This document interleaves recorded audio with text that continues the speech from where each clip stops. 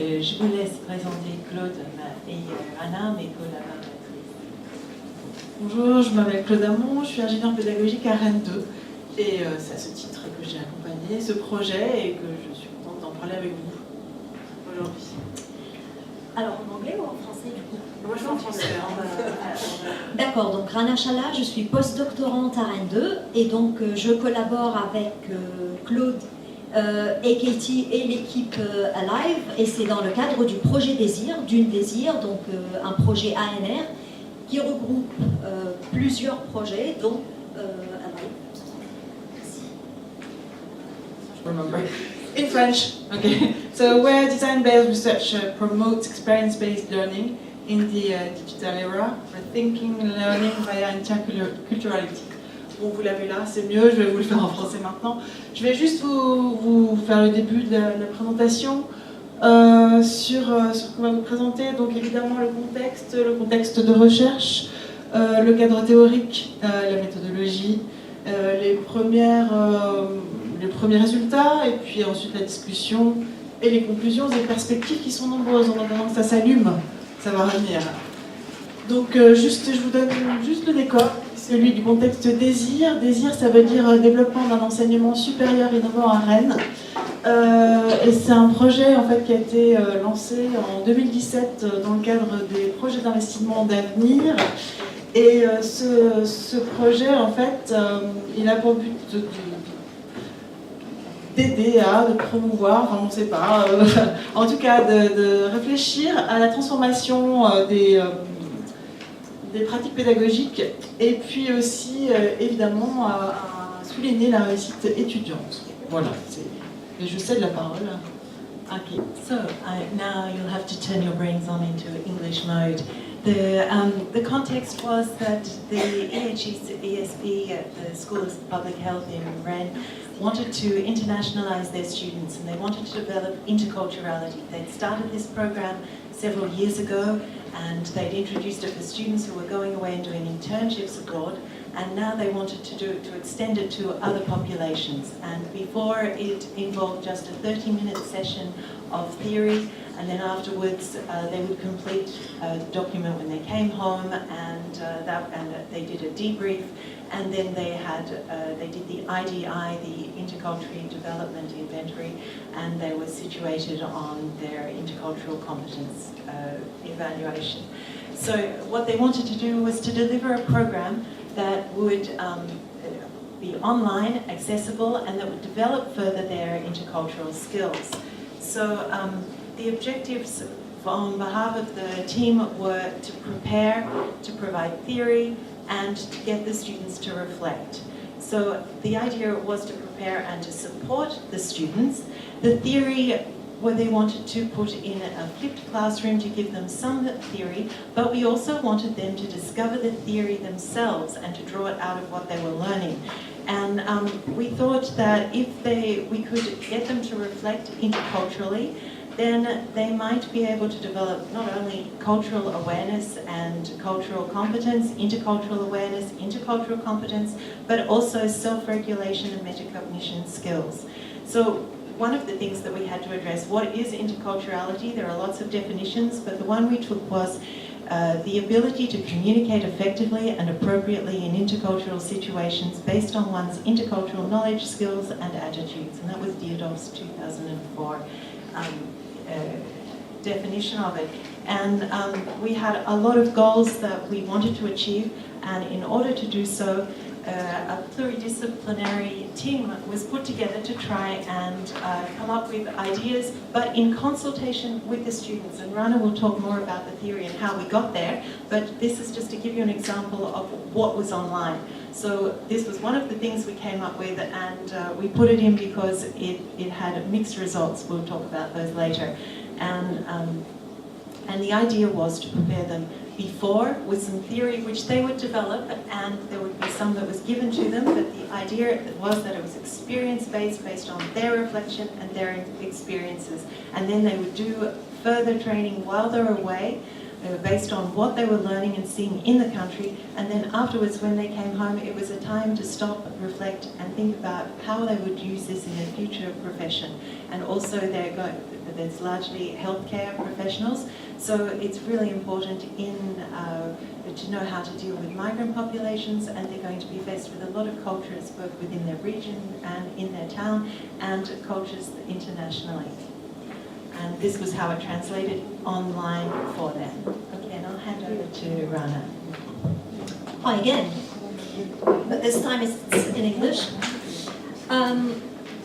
We just introduced ourselves, and as you can see, we're researchers and practitioners, and therefore the methodology that we wanted to choose was an appropriate one that would be suitable for the project, but not only for the project, but for the specific team and for our collaboration. So we found that the most suitable methodology would be design-based research, and we tried to focus on another one because we were designing a course, and we talked about experience-based learning. So Kathy introduced it.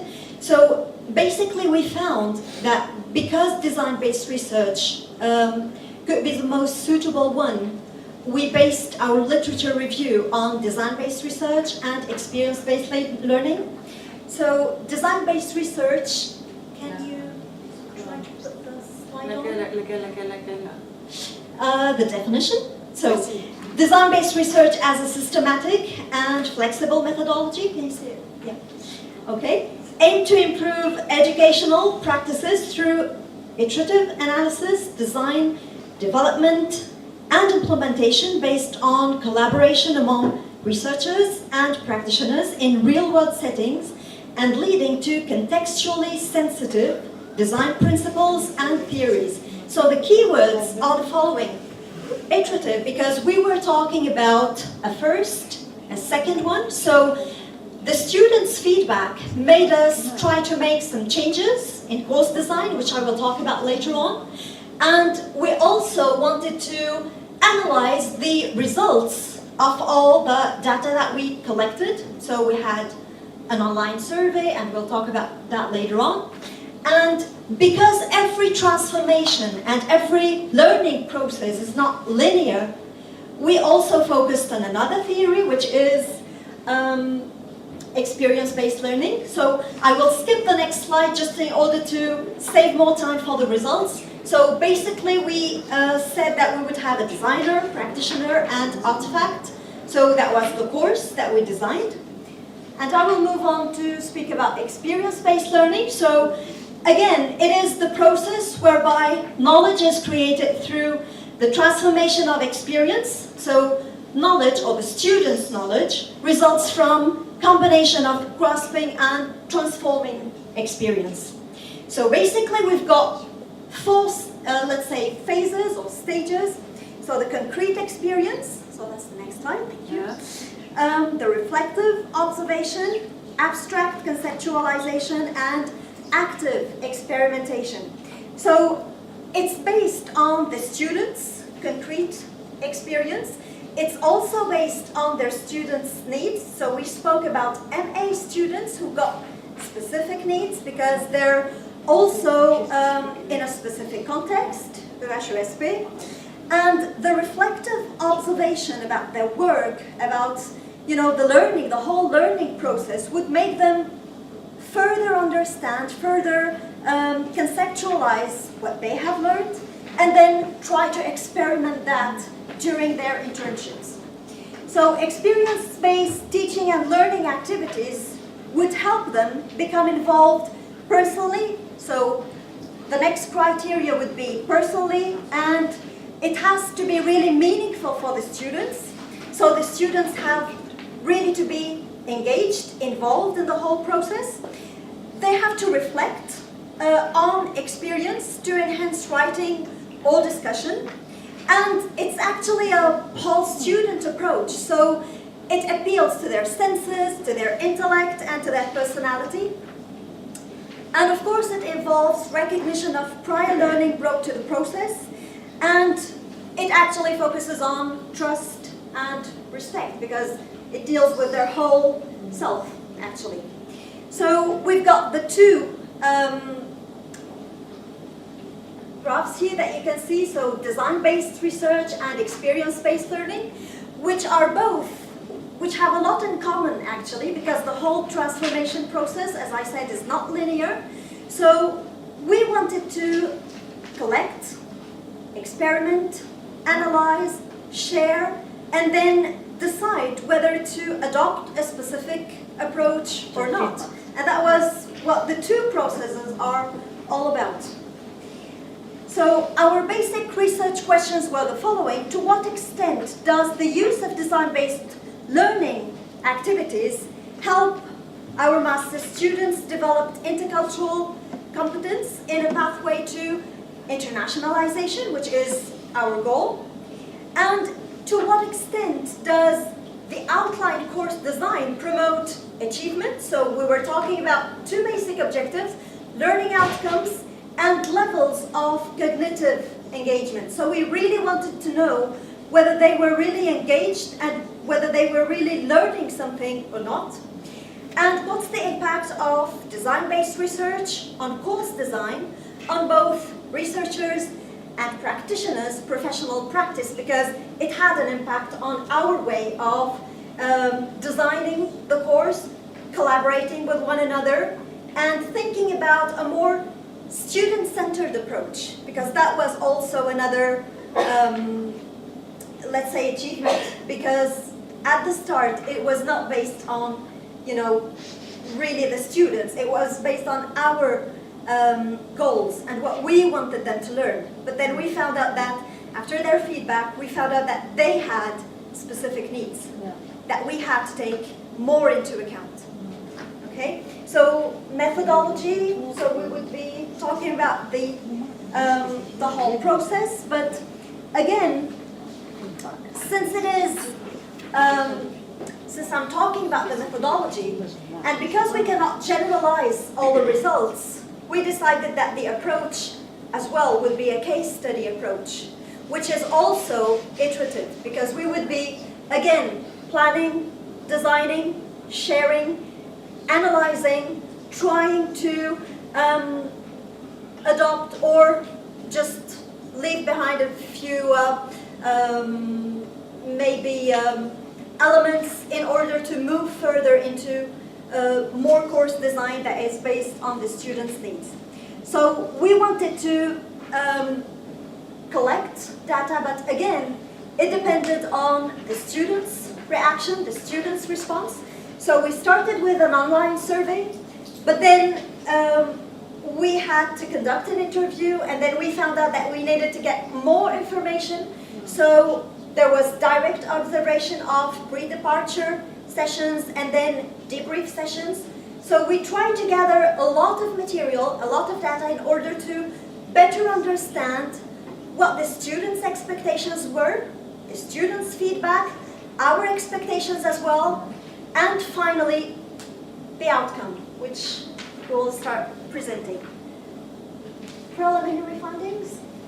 This was based on a self-evaluation from intercultural theory developed by Michael Page, and part of it we integrated some of Helen Spencer-Otey's material as well. So we wanted them to think about how they'd grown during their experience. So this was the first one, and this was the first year we did it. The second year we did it, we had to change the format, but that was part of the iteration process. And the other one was their competence. So they had the qualities that they developed personally, and then they had the intercultural competence.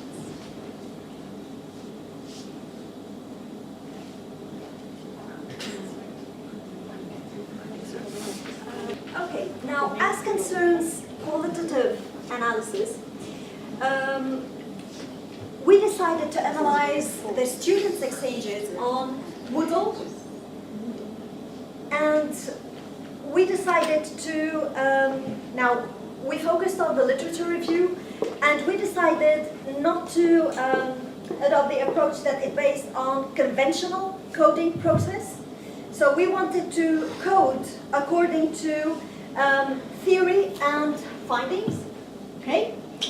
So one of of the, in our literature review, we found that Casimira suggested that the conditions that suppose cognitive engagement on online classes through discourse analysis would be the nature of discussion questions, so we wanted to understand what they were really exchanging about, the mitigating factors for the level of student response, learning community, student characteristics, and teacher facilitation.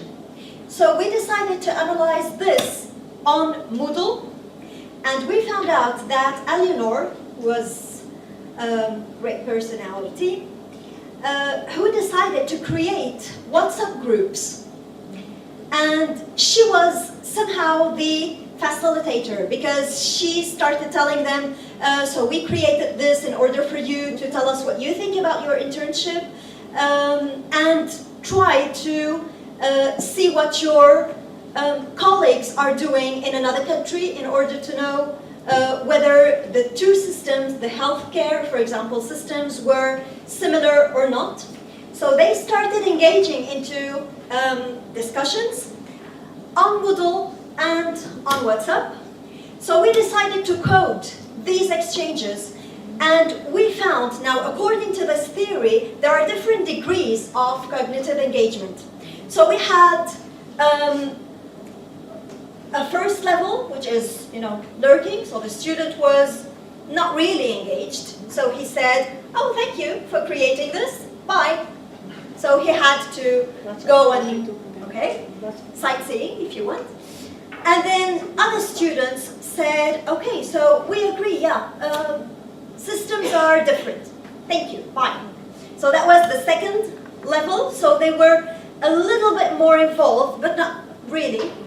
The third one was really, so they started really connecting. They started asking questions about what the others were doing during their internship, but they did not really focus on the content. They did not really focus on comparing different healthcare systems, for example.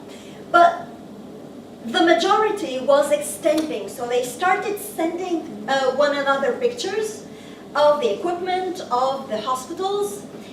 They started talking about the policies, and they started sharing this experience. So that was the 62.74%. And then fewer ones were expanding, so they really talked about literature review. They started talking about, they had this critical thinking, but it wasn't really the majority, so very few. And the very last one, which we did not reach, was emancipating. So this is really the critical thinking about healthcare systems and really the transfer with what they learned in class and what they tried to apply during the internship. Okay, but actually they reached stage 4, so we were very glad to see that. But it was really intriguing to see that they did not engage at all, or maybe very few, maybe 6% or 12, really engaged on Moodle. So. Just one quick thing. The idea for the WhatsApp came from the students themselves. In the first year when they went away, we had a really poor response rate while they were away, and that is consistent with what other universities have found when they've done it. And so we asked them and put out a survey to find out what means, is there any reason, why was it that you didn't want to participate? And they said that they felt that the platform, using Moodle and being linked back to us, wasn't allowing them to fully experience their internship, and they said they wanted a complete break, and it was their suggestion that we use WhatsApp, and so that's how that part of it came about. And Rana will tell you the rest. Thank you. And it was really intriguing for us at start because for the pre-departure meeting they were 84%, and they were very willing to exchange, to speak about their expectations. And then it dropped to 12 on Moodle. So it was really intriguing for us. And we said, how come? I mean, they wouldn't have attended in the first place. And when they came back, they were also 84%. So we really wanted to analyze this these exchanges on WhatsApp in order to see whether they really engaged or not. So that was these were the findings that we had for the pre-departure, during the internship, and the return or the debrief meetings. And this is what you confirmed. The interview. So we conducted an interview with a course designer, and she actually said, if we really want, and this is before they said that Moodle wasn't really suitable. So to become autonomous and grow and really get engaged in culture, it shouldn't be anchored. So this platform, which is Moodle, will anchor them here with their institution, while it is the opposite that we are looking for. And we actually decided to analyze their feedback as well. And the students said, well, it is interactive, but we needed fewer activities during the internship because they really wanted to discover this new system, this new country. So the debrief is good, so they wanted to talk about their experience, they wanted to share what they actually saw during this internship. So sharing objectives between students, and this is what they wrote in their reports. Meet in person with all the trainees to do the debrief. Fewer multiple choice questions and more open questions because they really wanted to express themselves, which wasn't very possible in multiple choice questions. But they said that some questions were not appropriate for many of us who have already studied abroad. And this led to change in course design. So the first year's questions, they were more on things like cultural differences in foods and in time and temporal differences, and there were those sort of questions, which were more general questions, but for this particular student population, most of them have already done a master's, and so it wasn't appropriate for them. They needed something that really was professional, but it was also linked to this particular group, these comments, and we don't think that they will be entirely the same for master's students as they were, because this is an older group, and they have their job in the public service when they get back as a director of a hospital or an établissement sanitaire. And this was voluntary. That's an important part to note. This is a voluntary program that they were doing. So when participation rates dropped, we weren't entirely surprised, but we were comparing with Warwick University, who run a similar program, and they had a fall off of about 80% for the last session, and it was more linear regression, no, a linear loss of participants than we had. That's what we changed in the course, yes. Okay, so we looked at the student feedback, and in function of their feedback, we decided that we'd have to make some changes, and it was based entirely on what they told us and on discussions. And there were 10 of us who were contributing to it, and all from different departments: psychology, anthropology, sociology. There was some ingénieur pédagogique. There was also our tech team who participated in it, and researchers as well. So it was a really big team, and the Department of International Relations. So it was, there were lots of people contributing, but the student voices were the ones we were listening to the strongest. So we had to change the way that we displayed things. We had to change the course content. We had to make it more specific to their professional development. The WhatsApp and WeChat were a suggestion from the students themselves. And the other thing was that they didn't want to spend so much time investing in something and not have any recognition. So we eventually got 1 point credit for them for their participation. And then we also, through observation, decided to try to analyze and identify students' engagement as well, and see what they have grasped through the whole process. So we asked them the following questions. What advice would you give to future trainees? So they actually identified the criteria that we have found in our literature review. So speak the language, know your host institution, assert yourself, resign yourself, ask, persist, meet people, and be proactive. So the question of persistence was identified as a very important factor which would also lead to cognitive and further cognitive engagement, because they would talk to their trainers, they would also ask more questions, they would try to read more about specific questions in order to learn and try to put in practice specific things.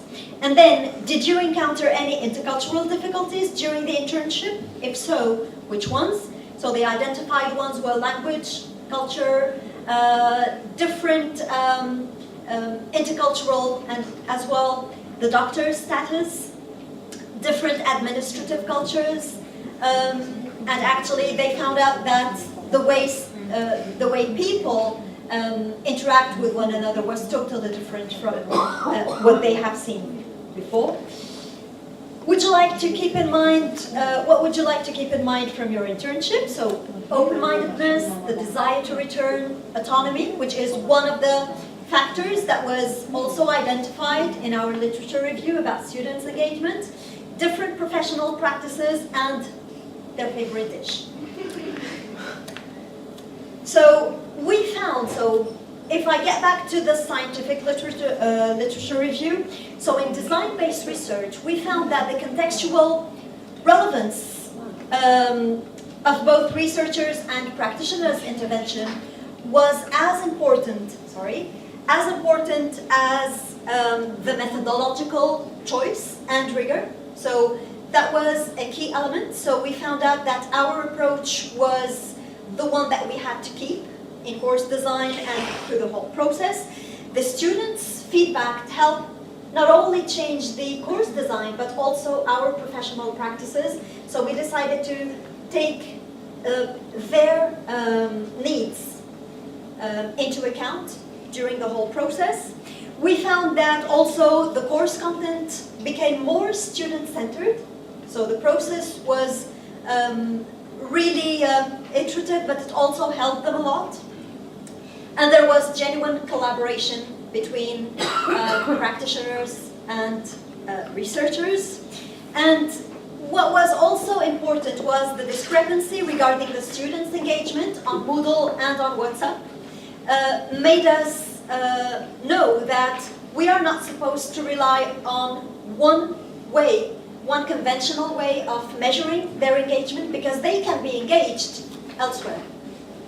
Okay, but it might not be observable for us. So we really want to try and find what they want in order to better measure their engagement.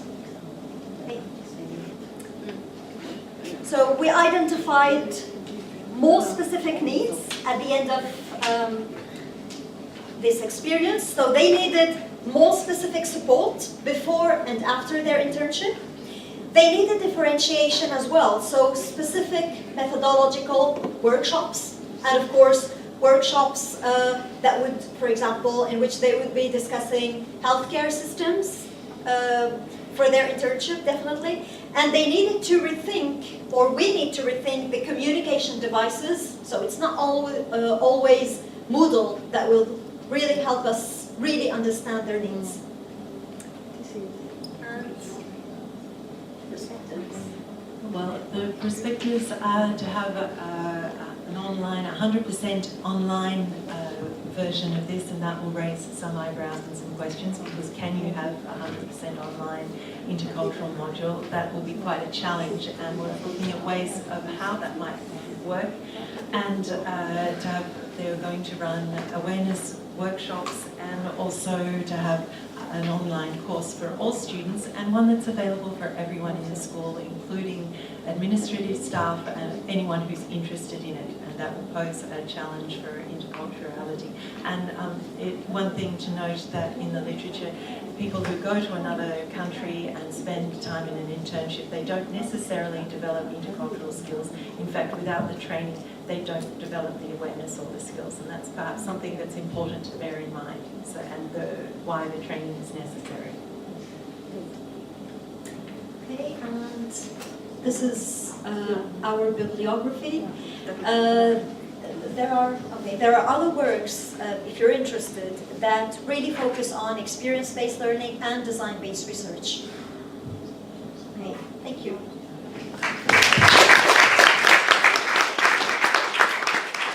And if you would like to know why studying intercultural differences is really important, you can take a look at this. Thank you.